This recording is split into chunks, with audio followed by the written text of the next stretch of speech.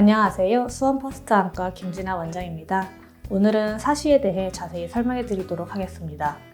국민건강보험공단에 따르면 2016년 사시로 진료받은 사람은 13만 2천 명입니다. 이 중 9세 이하의 소아와 아동이 전체 환자의 절반 이상을 차지합니다. 이처럼 대부분의 사시는 어릴 때 진단되고 치료하는데 사시가 무엇인지 자세히 설명해 드리겠습니다.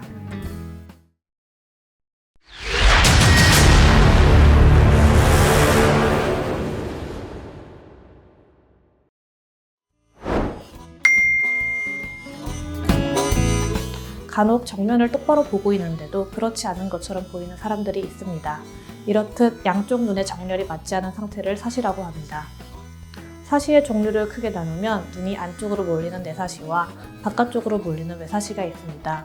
그중 간헐성 외사시는 평소에는 양쪽 눈이 똑바로 앞을 보고 있으나 간혹 멍을 때리거나 졸릴 때, 그리고 사진을 찍을 때 한쪽 눈만 살짝 바깥쪽으로 나가는 상태입니다. 눈의 검은 동자가 가운데 있지 못하고 밖으로 치우친 간헐외사시는 우리나라 어린이에서 가장 흔하게 나타나는 사시로 사시의 50% 이상을 차지합니다.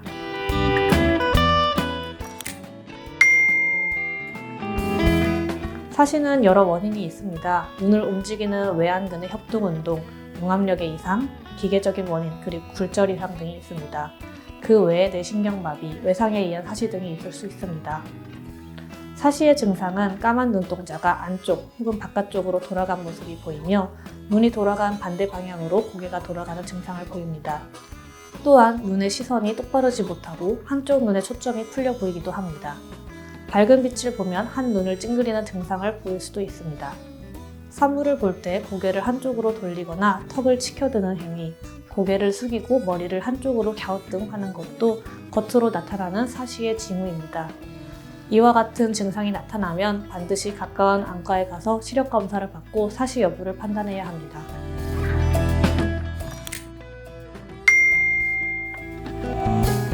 사시를 제때 치료하지 못하거나 방치하면 외관상의 문제뿐만 아니라 약시가 될 수도 있으며 이로 인해 영구적인 시력 저하까지 이어질 수 있습니다. 아이들의 두 눈이 제대로 정렬되어야 시력이 정상적으로 발달하기 때문입니다. 혹은 시력이 떨어지지 않더라도 사시를 교정하지 않으면 한쪽으로 돌아간 눈을 쓰지 않게 됩니다. 결국 두 눈을 함께 써서 보는 양안시의 기능에 장애가 생겨 입체시가 저하될 수 있습니다. 따라서 생후 6개월, 만 3세, 그 이후에는 1년에 한 번씩 정기검진을 받아 사시 여부와 굴절 이상 등을 확인해야 합니다. 이상이 나타날 경우 시력 발달이 완성되는 약 8세 전후로 치료받는 것이 좋습니다.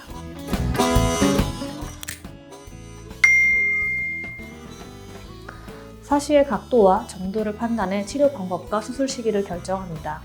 치료는 크게 두 가지로 나뉘는데 먼저 안경을 착용하는 방법입니다. 심하지 않은 사시는 안경만 착용해도 교정되는 경우가 많습니다. 또 다른 방법으로 가림 치료를 할 수 있습니다. 그리고 수술을 통해서도 사시를 치료할 수 있습니다. 사시 수술은 양 눈이 한 곳을 동일하게 바라볼 수 있도록 눈을 움직이는 눈 근육을 조절하여 위치를 바로잡는 방식입니다. 사시 수술은 사시의 종류마다 시행 시기가 다를 수 있고 수술 시기는 사시 전문 의료진이 환자의 여러 가지 상태를 고려해 결정합니다.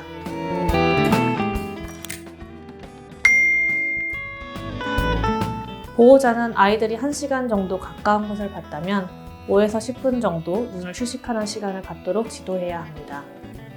창밖의 먼 건물이나 먼 산을 보게 하여 눈의 피로도를 줄여주는 것입니다. 또한 평상시에 눈을 360도 혹은 좌우, 위아래로 자주 움직여주는 것이 좋습니다. 눈의 움직임을 좌우하는 6개의 눈 근육을 강화하는 효과가 있고 평소 쓰지 않았던 눈 근육이 사용되어 눈을 관리하는 데 도움이 될 수 있습니다. 지금까지 사시에 대해서 알아봤는데요. 궁금한 점이 있다면 댓글을 달아주시고 구독과 좋아요 해주세요. 감사합니다.